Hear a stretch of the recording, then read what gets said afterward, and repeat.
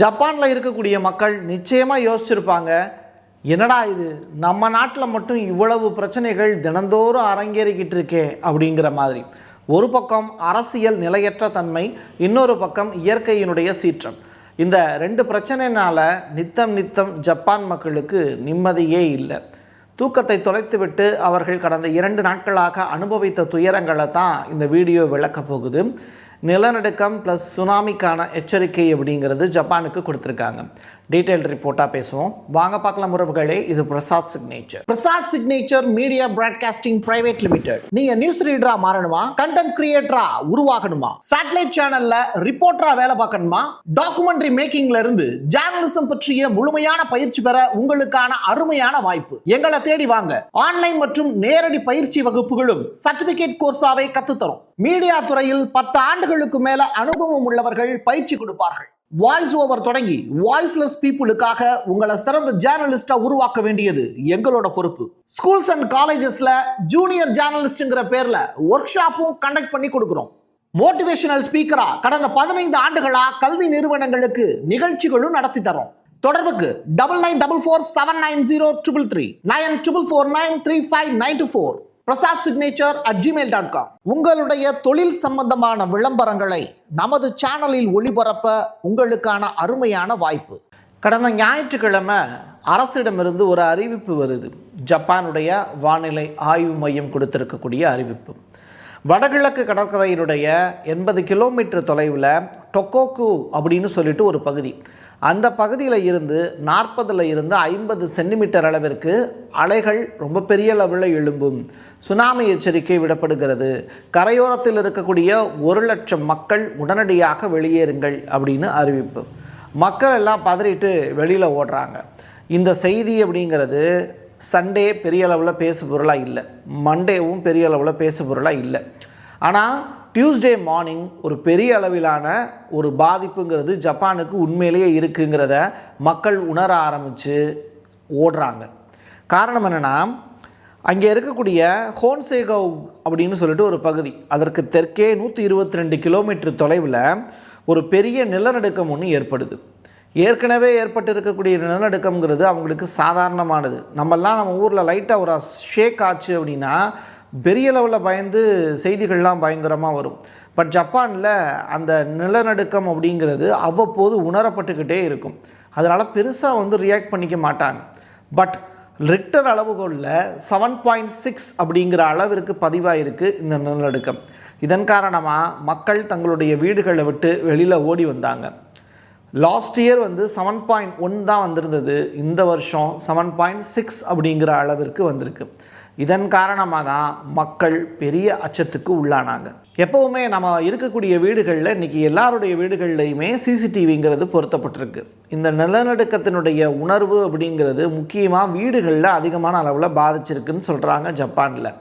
அதற்கேற்ற தகவமைப்போடு தான் அவங்க வீடுகள் கட்டுறாங்க. நம்ம ஊரில் பூமிக்கு அடியில் ஒரு அஸ்திவாரம் போடுறோம் அப்படின்னா அது ரொம்ப ஸ்ட்ராங்காக போடுவோம்.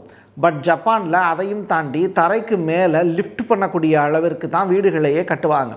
அப்படிப்பட்ட வீடுகள் நிலநடுக்கத்தை தாங்கக்கூடிய அளவிற்கு பாதுகாப்பானதாகவும் கட்டுவாங்க. இப்படிப்பட்ட வீடுகளே இன்றைக்கி எப்படி ஷேக் ஆகுது அப்படிங்கிறத வீடியோ காட்சிகள் மூலிமா நீங்கள் பார்க்கலாம்.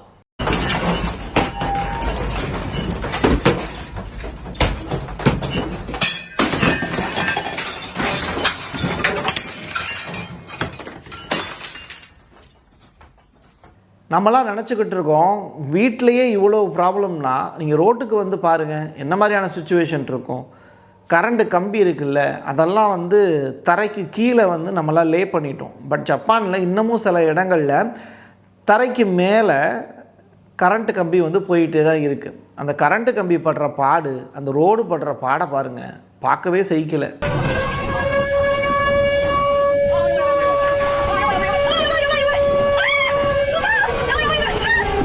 இதெல்லாம் தாண்டி தண்ணி இருக்குல்ல, வீட்டில் தண்ணி குடம் வச்சுருப்போம், தண்ணி டப்பு வச்சுருப்போம், அதில் நிரப்பி வச்சுருப்போம். அந்த தண்ணி அந்த நிலநடுக்கத்தால் இங்கேயும் அங்கேயும் ஆடக்கூடிய காட்சிகள் இருக்குல்ல, அதையும் ஒருத்தர் படம் பிடிச்சி வெளியிட்டிருக்கார் வீடியோவாக.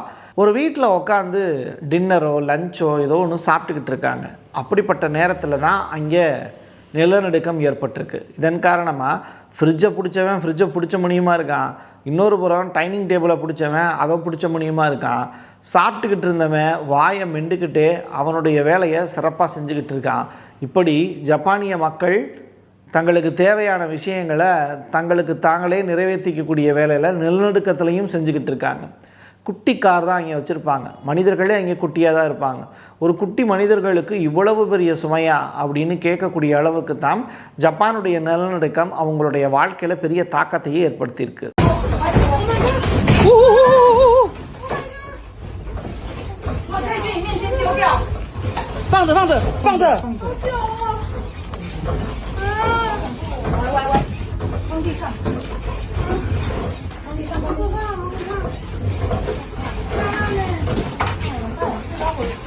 你不要走，你现在不要移动。